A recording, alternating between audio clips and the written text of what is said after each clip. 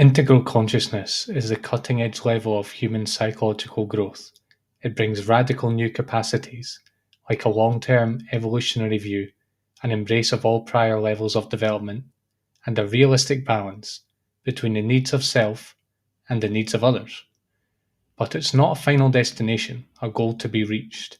It's more a conscious, alive, day-by-day practice that we must engage with if we want to live and breathe integral. So today we're going to look at 5 simple practices you can use to make this level of consciousness your new home. Welcome to the Great Updraft podcast. I'm Ross. We talk about profound personal development.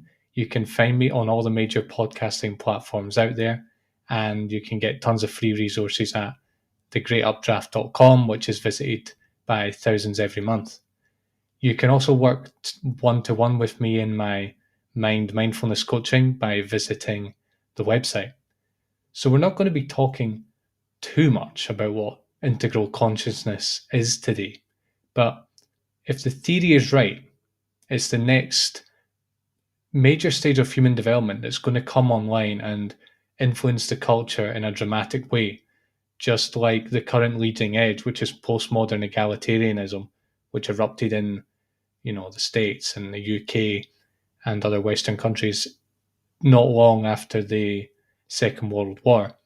This integral consciousness is next. This is what's really going to have a bearing on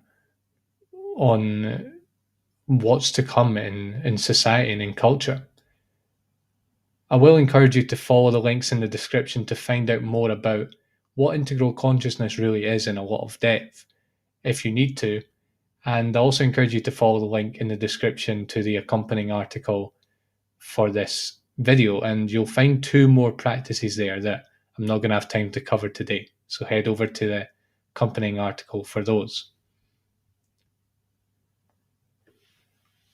What I want you to realize is that at Integral, when we start downloading Integral Consciousness, we realize that we are these continually evolving individuals in a continually evolving world. So with that, a natural extension of that, a natural result of that, is that we can actually consciously participate in our own growth. We actually, in a sense, I like to think of it as making conscious what has so far been an unconscious process for us, which is the process of stage development.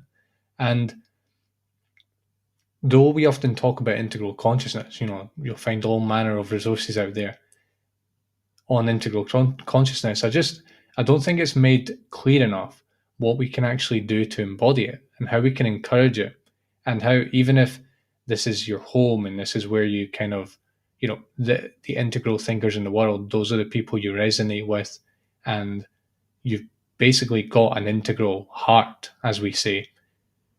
As these practices are a reminder, and it's when you see yourself falling back developmentally, you can bring these practices in, and you'll go back into integral consciousness. So they're going to be very practical exercises that you can pull out at any time. And the other big lesson here is that integral consciousness is not an end. It's not like a stage that you reach and that you're there permanently and all is well in the world. I think sometimes when people talk about spiral dynamics, they think of it as a process of ascension where you finally reach this amazing stage L or stage turquoise.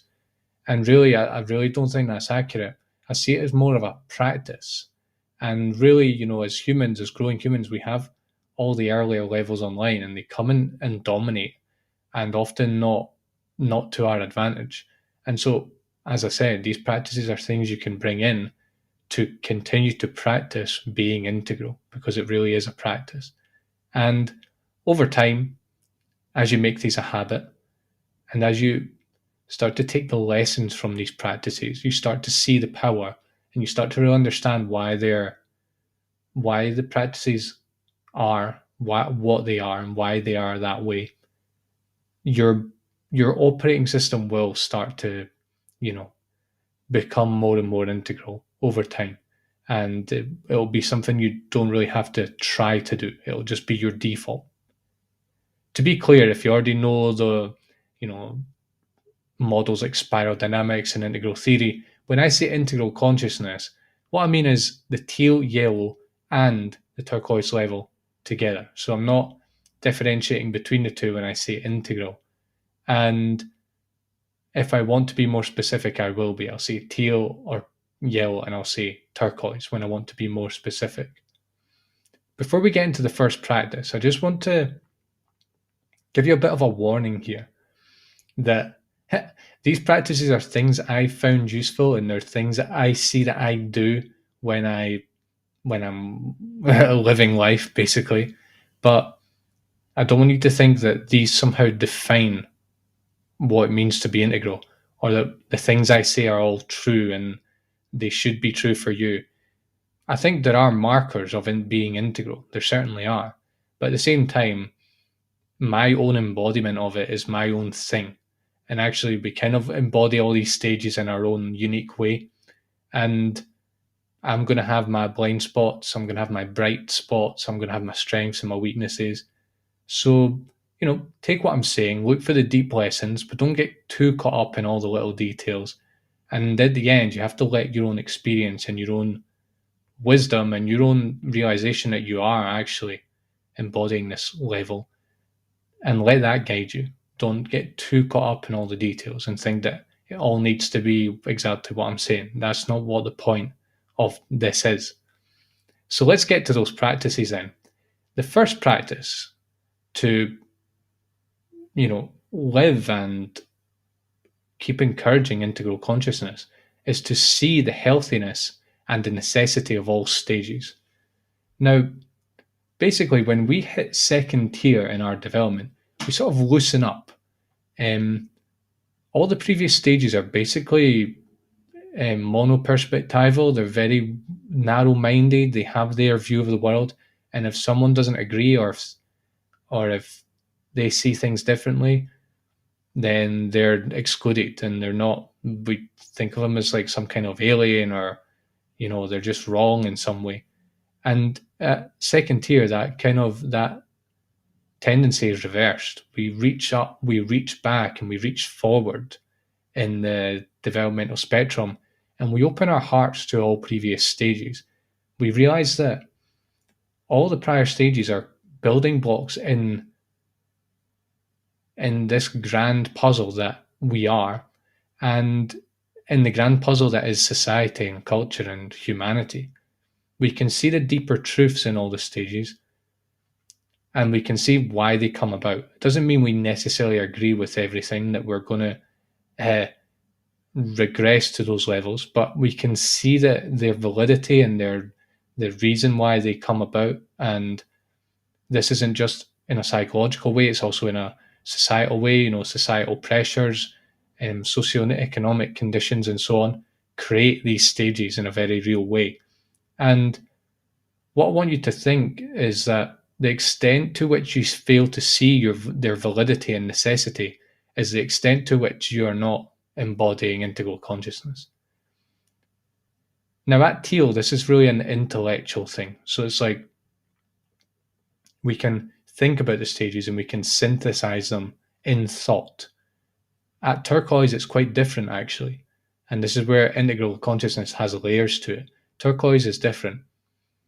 At Turquoise, this is more of a visceral endeavor. We can actually synthesize the stages in what I will call lived moment-to-moment embodiment and connection. This basically means that you literally sort of feel and sense and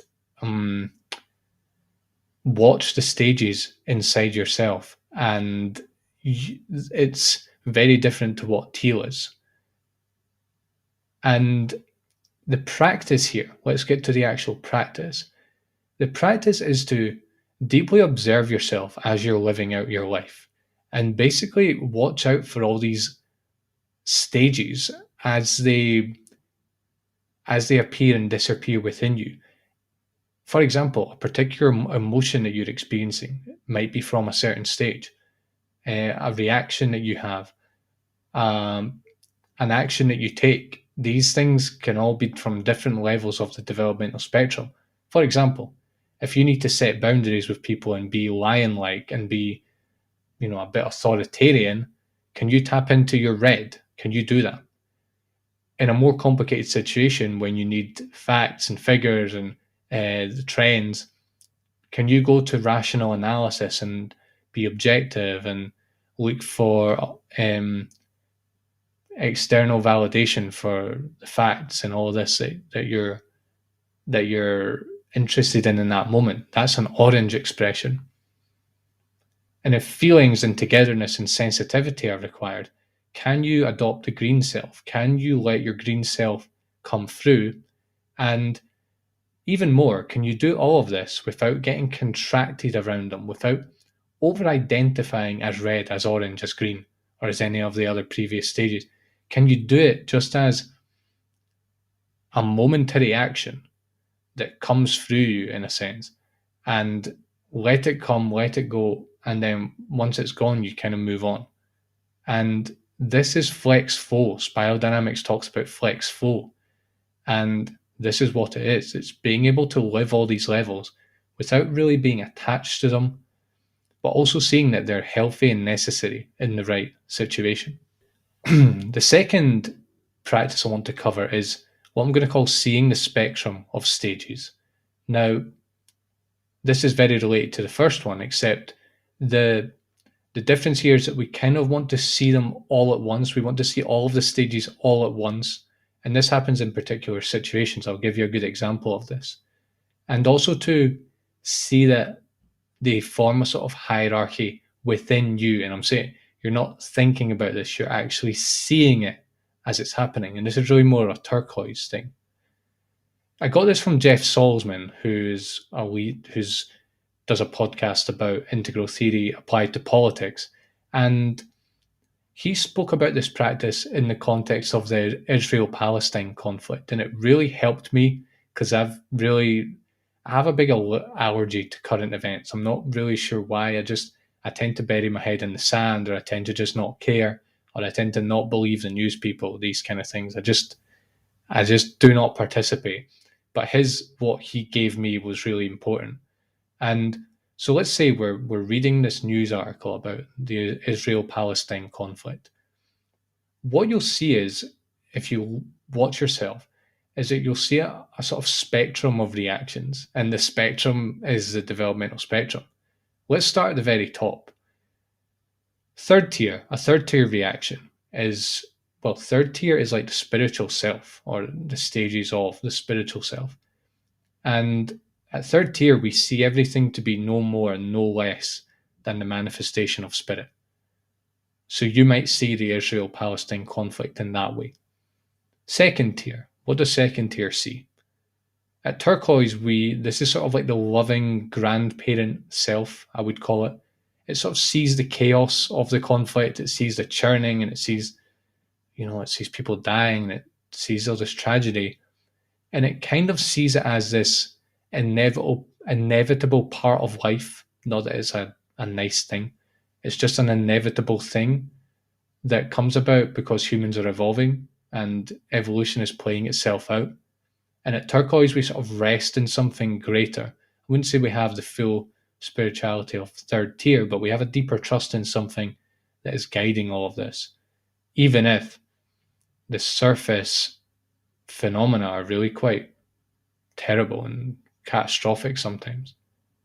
At teal, which is the first stage in second tier, I would call this the developmental analytical self. So basically, we can see all the levels of development in the conflict. So we can see, the red warriors who are involved, the blue, religious fundamentalists, the more orange, rational, peaceful side of the conflict.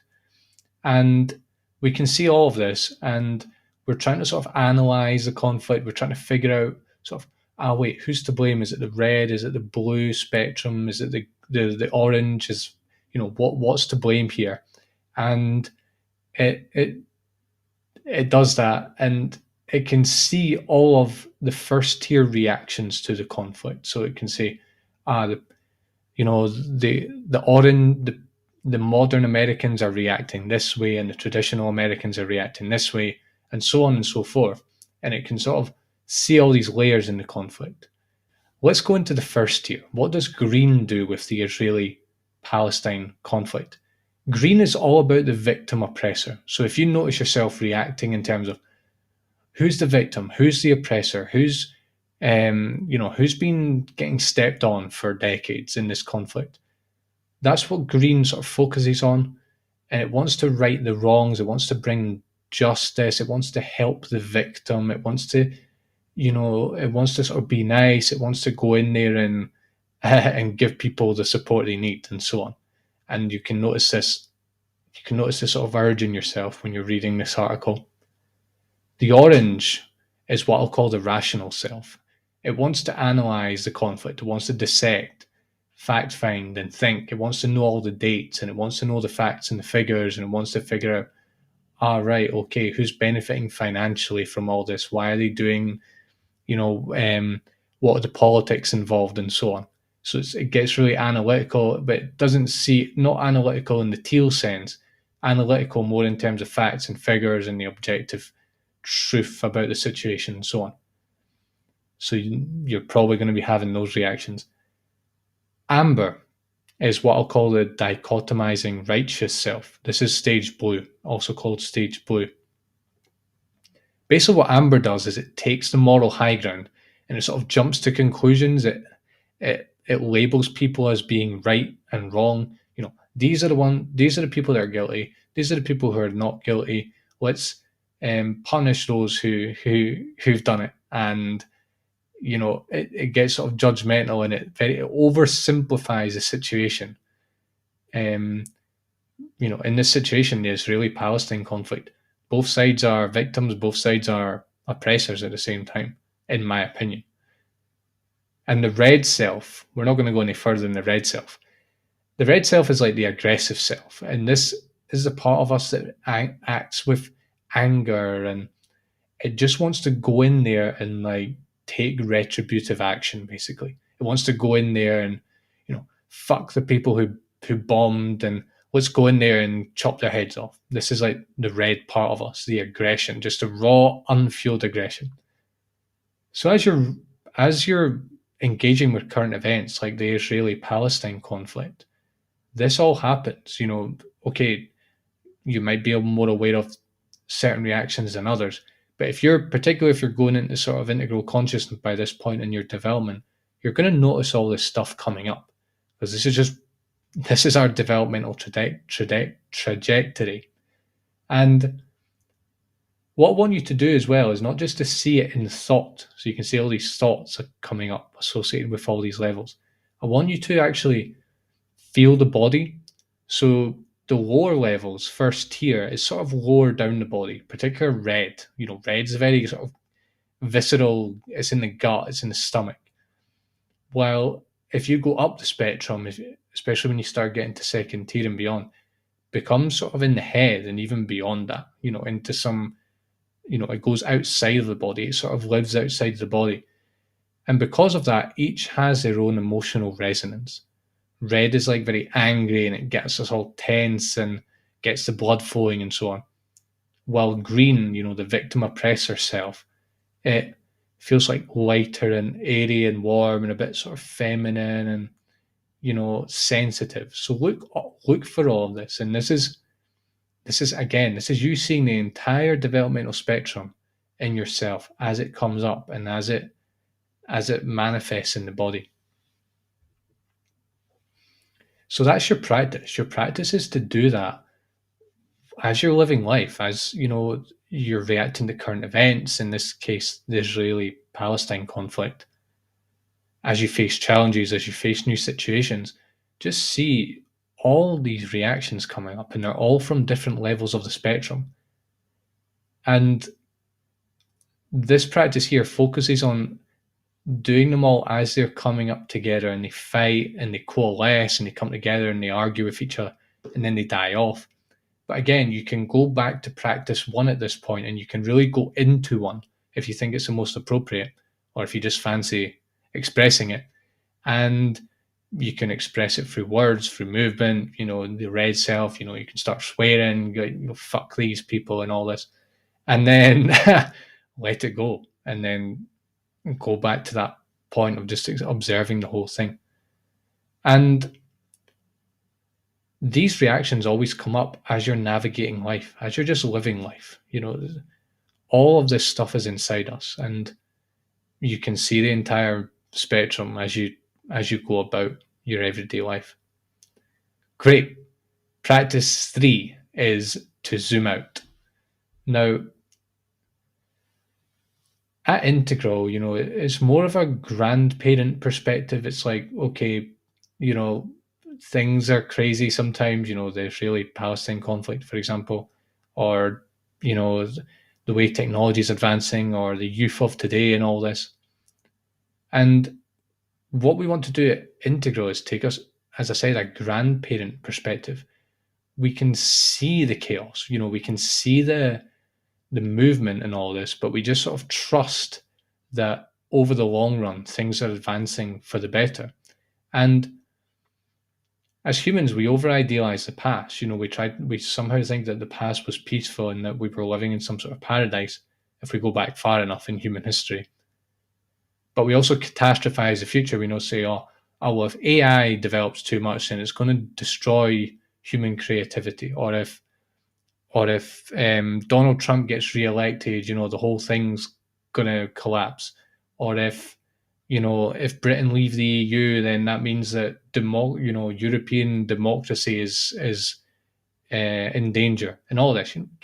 Just complete catastrophizing, and basically we dread change, and we get fearful about the future, and we yearn for the past, as I said, because we over idealize it, and we're never basically in an accepting stance. We're never actually accepting reality. There might be a deeper wisdom to all of this, and our point of view is very narrow, in terms of time and in terms of scope. We don't think far enough ahead in the future. We don't see how far we've evolved, and we just focus on the facts that reinforce our very catastrophizing narratives. And at Integral, we start to see beyond that.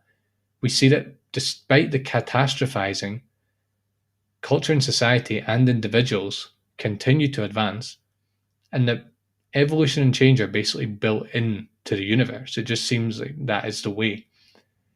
And we can sort of zoom out on life. We see that, yes, okay, everything isn't perfect in the present. There's things that are happening that aren't perhaps desirable, but perhaps there's a deeper wisdom behind them. Perhaps over the long run, this will be a good thing. And if I zoom out and look at the bigger context, actually, it's really not that bad at all. And this isn't wishy-washiness. This isn't, being overly permissive. It's just a more evolutionary point of view.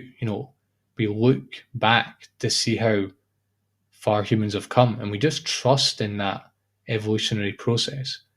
It doesn't mean that unpleasant things don't happen. We deny that things are unpleasant. It's just a deeper trust no matter what happens. That's how I see it.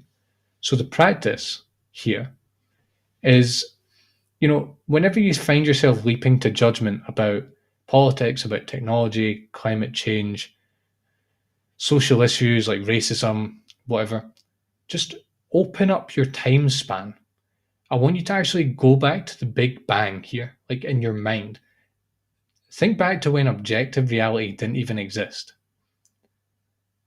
That's what we think. 14 billion years ago, I think it was.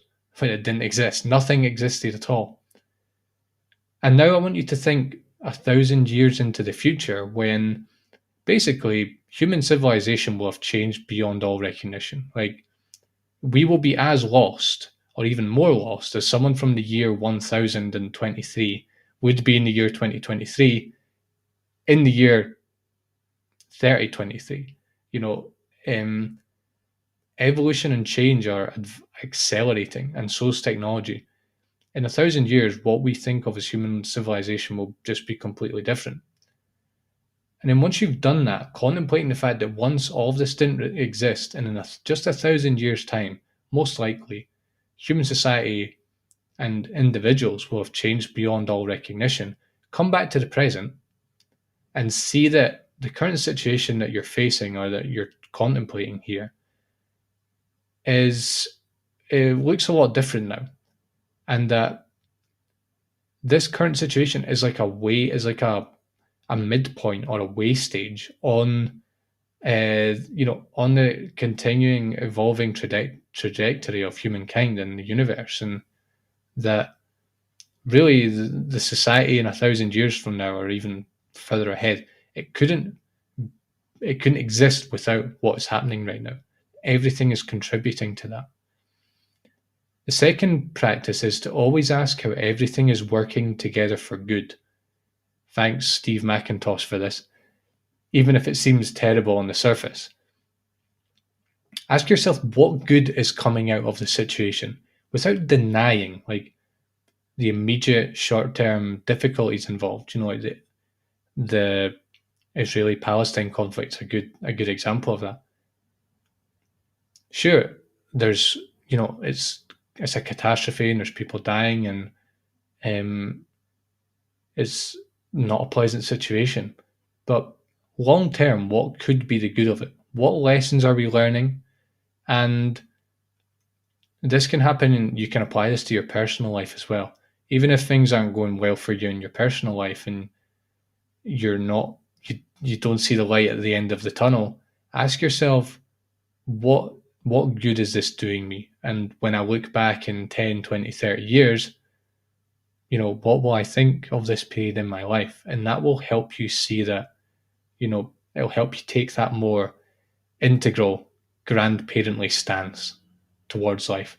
And I would just ask you as well in this practice is to ask yourself if you can see yourself and life as this great evolving living organism that is just constantly in flux, and it almost has a life of its own.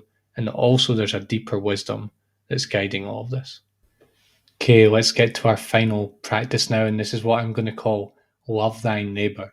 So this is basically about weighing down the distinction between self and other, and to find a deeper point of connection with people beyond everything that we think makes them different from us. And the idea here is that basically humans, we tend to focus on the contrast in all things. And this includes in fellow humans. We focus on everything that makes them different to us. And it's like we're constantly scanning for threats, how are they different? What views do they have that are different from us? And we lose contact with many things, with our own shadow, with our own, the way that our repressed psychological material affects how we interact, how we interpret others, how we perceive them.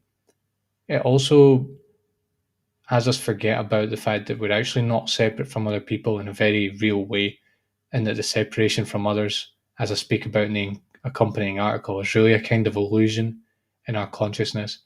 And it also has us lose contact with the stages that they're embodying. It has us lose contact with those stages in ourselves. So this practice is really about undoing all of those tendencies. And when I heard Jeff speaking about this for the first time, he did it with Ted Cruz, who is a conservative politician in the States, and he felt a particular aversion to Ted. So you can do this, a good practice to do with such people that either cause you light aversion, you mildly dislike them, or to people that make you feel physically sick and you can't stand to be around them. The process is quite simple. So, first of all, we try to see that they sincerely believe in the rightness of their actions. From our perspective, it might seem like they're crazy, or they're misguided, or they're somehow like lying to us, or they surely can't believe that they think is what needs to be done. No, I want you to say that they actually do. And this opens you up to help you see why. So just try to see that that's who they are. They sincerely believe in what they're doing. Now you want to try and see their various lines of development. Basically, that they're not just, we might, if we dislike them, we put them down. We say, oh yeah, they're completely underdeveloped. They're basically like apes in their development. No, try and see that they're actually, parts of them are quite low. Their interpersonal skills might be quite low. Their social skills, their moral consideration might be quite low. But in other ways, they might be quite high. Maybe they have other skills. Maybe they cognitively have a lot of power, for example. So try to see try to see their strengths and their weaknesses, essentially. Now I want you to contemplate, things like socioeconomic factors, like what was their family like? What was their economic background? What opportunities did they have? And then go on to extreme characteristics and realize that their more extreme characteristics might be a disability of some kind. And I'm not saying this to be funny. I'm saying this as real. Like with Ted Cruz, for example, Jeff realized that he's actually a sociopath. Medically, it's possible that he's a sociopath, and that's a medical condition, being a sociopath. So once you do all this, and I have several people I could do this with, what for me it does, it helps me realize that they are human and that they're doing the best they can, and that in similar situation, I would probably be the same as they are. And while I can see that their behavior is not optimal and I don't like it and I wouldn't behave like that, it lowers this barrier between us, and it opens my heart a bit. I'm not saying it completely changes, my view about them, but it wears it down, and it has me see beyond my biases and my own my own reasons for seeing this stuff in them. Some of which is completely unconscious, and it's to do with me, not to do with them. Does this mean that you don't have grounds for disliking this person, that they don't have any undesirable traits? No, I don't think it does. But what it does is it means you can see yourself and the person that you're relating to from a greater perspective. And what you'll find is it actually greases the rails for integral consciousness. And by doing this with others, no matter how detestable they may be, you'll see that they have their own story, they have their own reasons for what they do.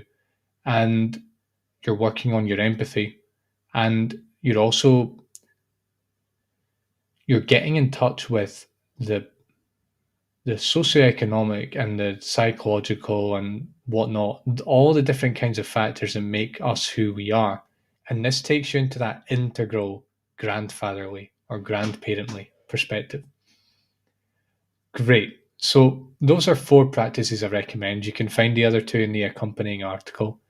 And I've also got tons more resources on the levels of human development at my website, thegreatupdraft.com. I've actually got a premium course called The Stages of Human Development. So look for that in the members area if you're interested in learning about these stages in a lot of depth. Remember that you can find this episode on all the major podcasting platforms out there.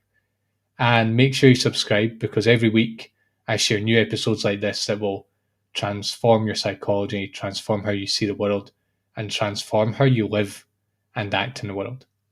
So thanks for tuning in, and take care.